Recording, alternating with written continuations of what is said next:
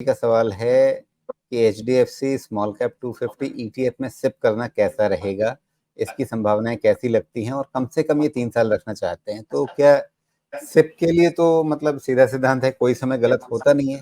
क्या इसमें कुछ मॉडिफिकेशन आप करना चाहेंगे? एक जैसा आपने बोला सिप के लिए कोई सिद्धांत नहीं होता है, that is strategic sip. Strategic मतलब आप करते रहिए और अपनी जरूरत के हिसाब से पैसा निकालना है, रखना है, जो भी देख लीजिए। टैक्टिकल एसआईपी होती है जो कि मैं काफी कई जगह पे मैं इम्प्लीमेंट करता हूँ इस चीज को, क्योंकि मैं बूस्टर डोज देता हूँ। और टॉप पे क्या है ना, अभी जिस लेवल पे है small cap mid cap, SIP चलने दीजिए, बिकॉज ये जब करेक्शन शुरू करेगा तो आपका रुपी कॉस्ट एवरेजिंग होता जाएगा। लेकिन इसमें एक काम और करेंगे तो ज्यादा फायदा होगा। मिड कैप स्मॉल कैप में हो सकता है 30-40% करेक्शन, 30-70-80% तक भी देखा गया है खराब समय में। तो एसआईपी नॉर्मल करना चाहिए, कोई खराबी नहीं, बहुत अच्छी चीज है। लेकिन अगर एवरी 20% के करेक्शन पे अगर उसमें थोड़ा सा आप बूस्टर डोज भी देंगे लमसम इन्वेस्टमेंट का, तो आपका जो रुपी कॉस्ट एवरेजिंग है ना, वो ज्यादा अच्छा होगा। तो उस हिसाब से भी प्लान कर सकते हैं। लेकिन हाँ, जो आपने बोला सबसे जरूरी चीज कि 3 साल का आपको रखना ही होगा, बिकॉज एक बार साइकिल कंप्लीट होके स्मॉल कैप मिड कैप ठहरे तो 2-2 साल का कंसोलिडेशन आराम से चल सकता है। इसलिए 3 साल तो कम से कम एसआईपी ध्यान में रखना चाहिए। उसको बढ़ा के 4 साल भी किया तो कोई खराबी नहीं हुई। जी, लेकिन कंसोलिडेशन का फेज जितना लंबा चलेगा उतना अच्छा रहेगा ना, कि भाई आपको कम भाव पे ज्यादा समय तक, क्योंकि आप लमसम तो कर नहीं रहे हैं कि आज आपने कर लिया।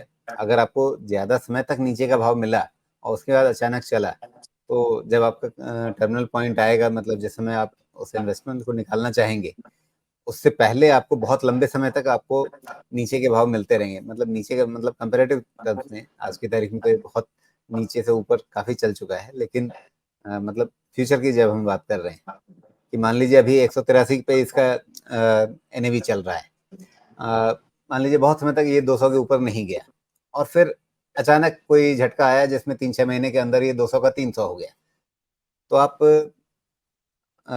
अगर स्टैगर्ड तरीके से बढ़ता जाता कि 183 से 200 हुआ, 225 हुआ, 250 हुआ, 275 हुआ, फिर 300 हुआ, ये सारा आपको बहुत रेगुलर इंटरवल पे अगर होता गया, तो आपके जो एसआईपी यूनिट्स आपके आएंगे, कुछ 200 पे आएंगे, कुछ 225 पे आएंगे, कुछ 250 पे आएंगे।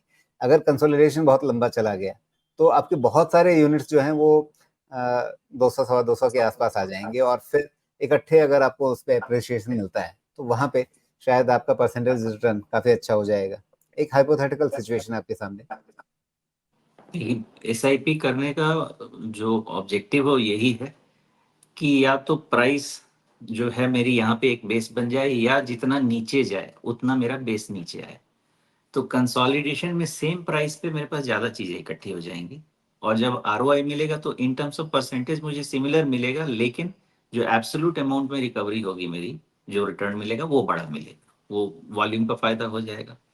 और प्राइस नीचे आया तो फिर प्राइस और वॉल्यूम दोनों का फायदा हो जाएगा। तो कंसोलिडेशन जितना लंबा, उतनी ही चीजें आपके पास ज्यादा आ जाएंगी, तो एब्सोल्यूट अमाउंट में आपको फायदा ज्यादा हो सकता है।